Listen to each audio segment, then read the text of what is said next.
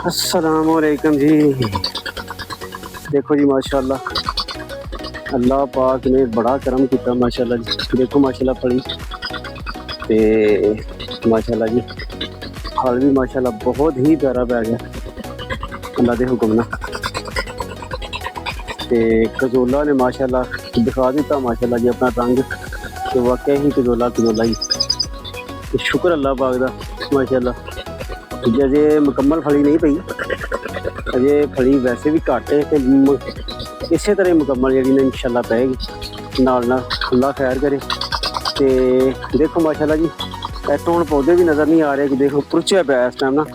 मैं अगे नहीं जा सकता लेकिन तुहानू जूम करके दिखा देना कि देखो यह पौधे ने यही लैन है। तो शुक्र अल्लाह जिस तरह देखो है माशाल्लाह पौधा इस तरह ही अगली साइड से इसे लैन के टोटल पौधे ने।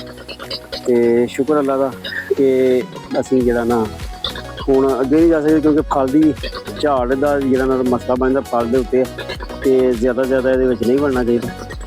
तो इस वजह तो जी अल्लाह के हुक्म नाल जरा जी असी इत्थों ही क्लोज कर रहे। माशाल्लाह सोहना माशाल्लाह बहुत ही सोहना माशाल्लाह ते अच्छा फल पै गया माशाल्लाह जी। अल्लाह पाक सब दे नसीबां च करे जी। ते दुआवां याद रखना। अल्लाह हाफिज़।